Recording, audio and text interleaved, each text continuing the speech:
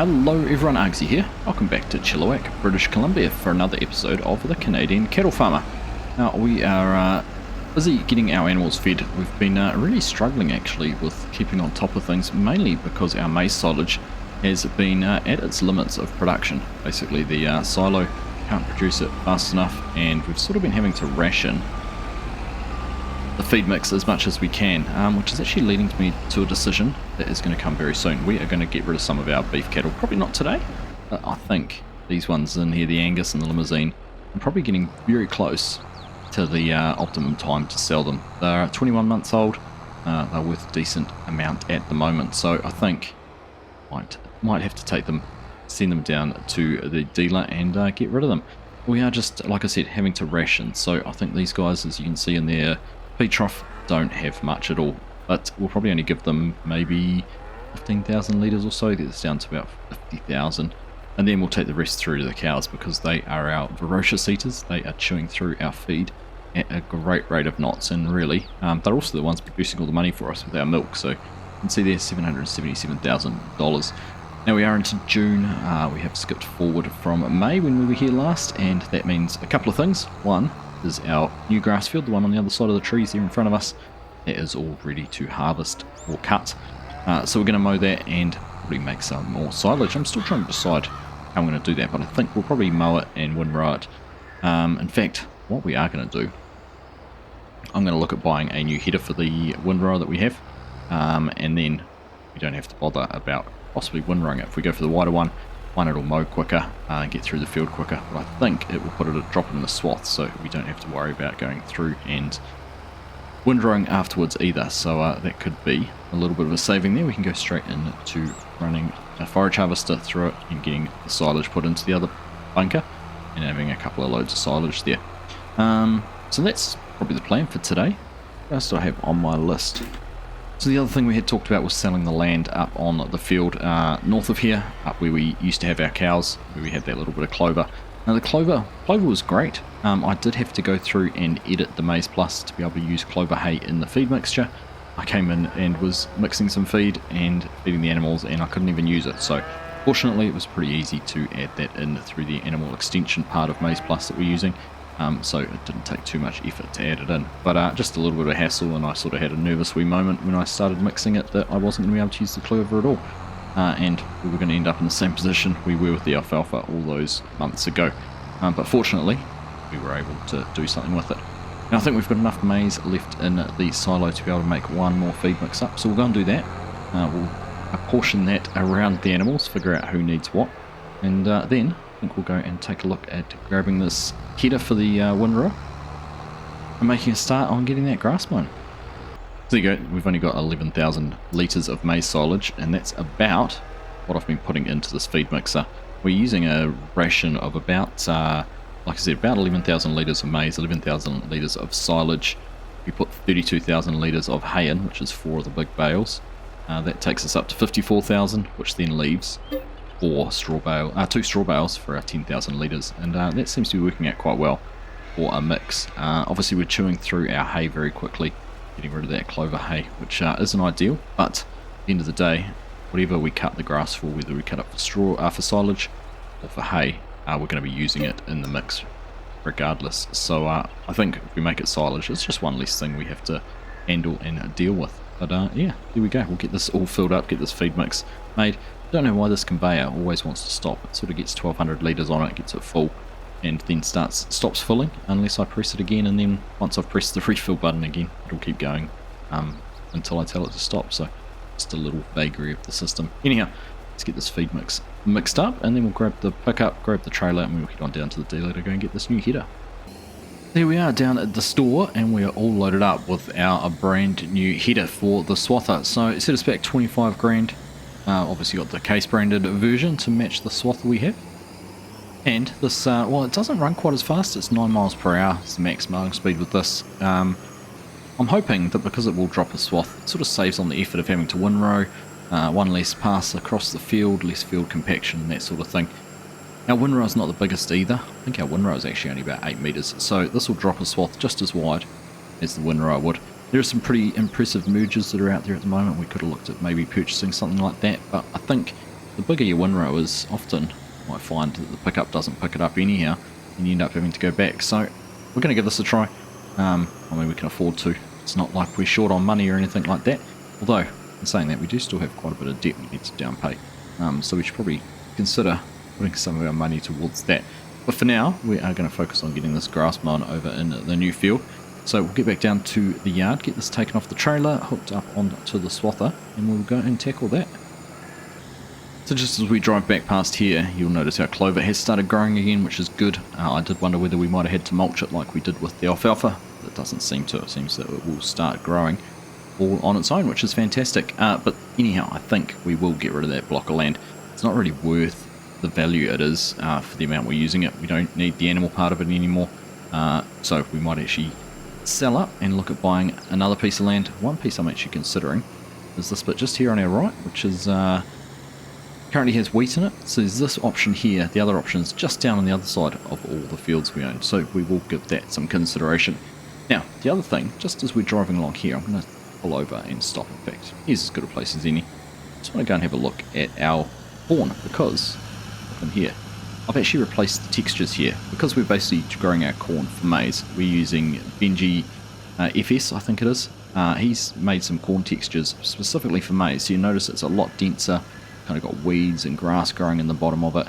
When it's fully grown and mature and ready to be harvested, it looks really impressive. So I'm looking forward to trying that out when we do get into harvesting it, because yeah, I think it makes a real improvement to the textures for particularly the maize corn when that's what we're planning on using. Anyhow, we carry on as we're holding up a little bit of traffic there behind us. I'm not sure why they didn't go past, but looking forward to getting into that. Let's carry on, go down and get this swather set up. So we've got the swather here out with the header on it. We just had the most bizarre experience where the swather and the header, when I tried to take it off the trailer, went warp factor 13,000 miles per hour and ended up all over the map, and I couldn't find them, couldn't track them down. They were zooming and going in funny directions. Quite a unique experience, not one I've had. I have seen it happen to others though. So anyhow, we've got it reset, we've got it back here at the yard, and we can now head on over and start some mowing on this grass field. So I'm looking forward to trying this out on grass. I haven't used it this way before. I've definitely used it swathing crops and things like that. So drop a canola swath or something similar if you're using it that way, but this time we're going to use it to try and cut some grass and see how it all works out. Driving down here with this big header on justifies having this nice wide access way to this field. So let's get on down here, and in fact it's the first time we've been able to use this since it was finished. So see what the vehicle access and everything's like down here across this ditch. It's pretty good so far. Anyhow, let us hop in here. Now what I'm going to do, I am going to use some courseplay to do this, purely because I want to be able to use some courseplay to operate the forage harvester. Just words there for a second. Operate the forage harvester when we come in here. So what I think we might do, we might just run the single truck. As good as auto drive is for the forage harvesters, I think we'd probably be better just running a single truck back and forth ourselves and driving that while we have some courseplay. This field's not quite as big, I don't think, as the one we have used it on before, and hopefully with the way we're going to do this, it might work a little bit better. So let's try and get this all set up, get some courseplay up, and get this going. Alright, well there's our course. I've set it up on 5 headlands. Might be too many. I just wanted to make sure we had enough space to turn at the end, because that seemed to be a little bit of a problem. But you can see 5 headlands is actually going to get quite a lot of this field done. We'll probably have some bits up here which won't mow too good. Maybe some bits through there, but it's better than what it could be. So let's just hit this, turn things on, get it up and going, and see how it goes with mowing our grass and dropping our swath. So far, it's looking pretty darn good if you ask me. The beauty with this actually, we can probably, once the swath has sort of opened the headlands up, we could probably even get in here with the forager straight away before we're even finished, because the headlands shouldn't actually get in the way of the forager as it works around the field. But yeah, like I said, good swath getting dropped and looking like it should, so I'm quite happy with that. Alright, well, let's ride along for a little bit while we're doing this. Put together a little bit of a montage of this man working in the field. Make sure we're being gender accurate. There we are, yes. Put together a little bit of a montage, and once we've got a wee way through it, we'll go and start getting the forager set up.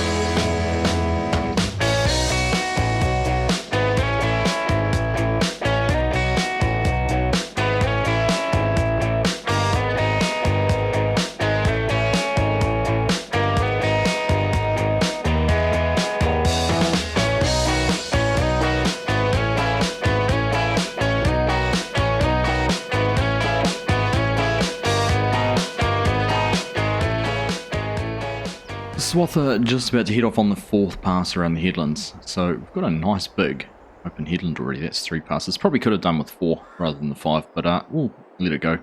No point changing it now. It'll just screw with everything else. So I think we can probably pretty safely go and bring the forager over here, get the course set up, grab one of the trucks and bring that over as well, and just get into it. I'm looking forward to getting this knocked out. So let's go and grab that stuff and make a start.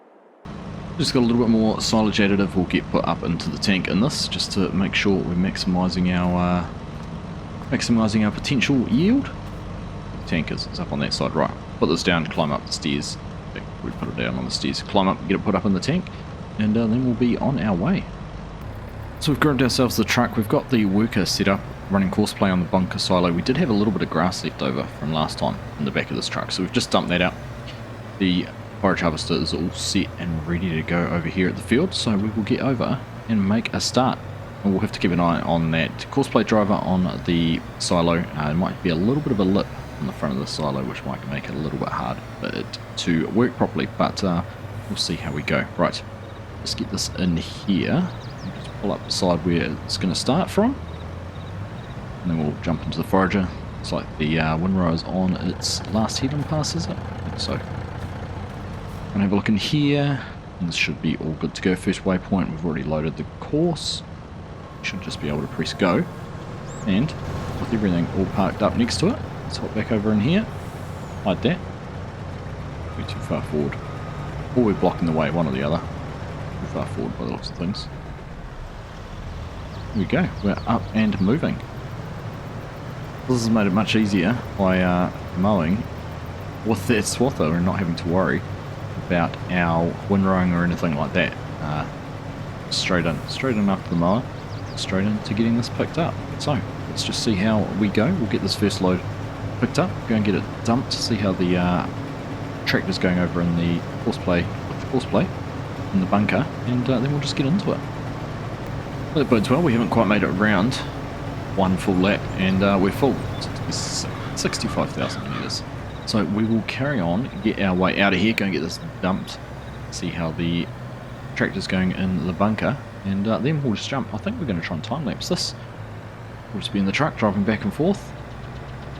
Forage harvester will be doing its thing, the windrower will be, or the swather will be finished very soon, and we're just going to get this field done. Hopefully my decision to just run a single truck isn't going to backfire, but I do still feel like it's going to be the fastest solution, rather than having to intervene and help out with auto drive or the like every time there's an issue with the other truck. So let's go and see. I can see the tractor's still going in and out of the bunker, which is a good sign. Let's go and see if we can get this unloaded and keep them moving. Alright, I'm going to try and drive through. Looks like the tractor's folding up, so it probably means that it's detected I'm here. Yes, it has, and it's going to go to its park point, which is good. It's pretty quick. There we go, that's us empty. And they're able to carry on, so we'll let them move. And I reckon that one's much quicker. By the time auto driver backed in there and unloaded, being able to just swing straight through, drive over. We won't be able to do that forever though. There'll be a point where there'll be too much chaff in there and we won't be able to get up over it. But yeah, I think this is certainly going to be a much quicker option than what we have been doing. So, with that all being said, let's jump straight into this time-lapse and just get the grass done, get it all finished.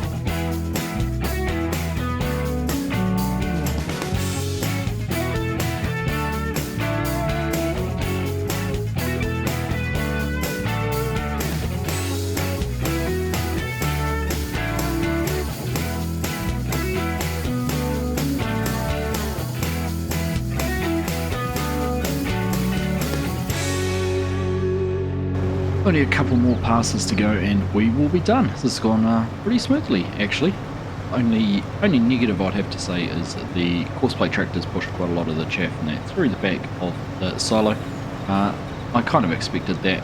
Unfortunate thing having a double-sided silo, drive-through silo, is it doesn't have anything to push against. If it had a back, it would be doing a fantastic job. But all the same, it shouldn't take us too long with the pusher and with the silage grab to be able to move all that up and get it stacked up on top of the pit. And we should end up with a decent amount of grass or chaff in there. I'm actually looking forward to seeing how big how much yield we've got off this field. Interesting to see. But we'll get these last couple of passes done, and then we'll be finished. I'm not going to bother going and trying to pick up little bits and pieces up at the end and all of that sort of thing. Much as it'd be nice to have. Probably just going to prove a little bit difficult having courseplay or drive running the our trucks. Anyhow, let's get this last work picked up and we'll go and get it dumped. So we've ended up with about 12,000 litres, but there you go, you can see that big stack that they've managed to push right through. Like I said, a little bit unfortunate that it's worked like that, but still grateful that I haven't had to do any of this work. I've done everything on there, and we just have to spend a few minutes here at the back end just tidying things up. I can get around that, I'm not too worried. So, wait for them to fold up and get out of the way, and get the last little bit dumped, and we'll go and jump in the wheel loader and just try and move some of that on the other side. Alright, there we go. So, we just should back that in there, but in fact, we better park it now. We'll need these again for a wee while. Into maize silage will be the next lot of silage we do, and of course we do that with the forage boxes there rather than the truck trailers. So, it's backed in and parked up, and we'll go and jump in that wheel loader. Alright, well, we've ended up with about 467,000 litres, probably a little bit more. There might be some just outside the front of the bunker, isn't counting. Let's push some more out the front there.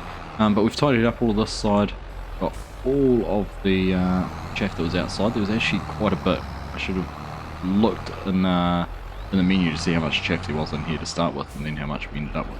I reckon there was probably at least 100,000 litres pushed out there, which took a little bit of time to reposition. But we're at 78% compacted already, which is pretty good. It won't take us too long to finish that off. So that was the one benefit of having the tractor running up and over this the whole time. I do want to try and get it just a little bit neater, but I don't want to spend a whole lot of time with it and push more out the front or anything like we've just have. So we'll do our best to get this compacted, get it down to 100%, and we'll get it all covered over. So we'll shoot around, do that very quickly, and get things finished off.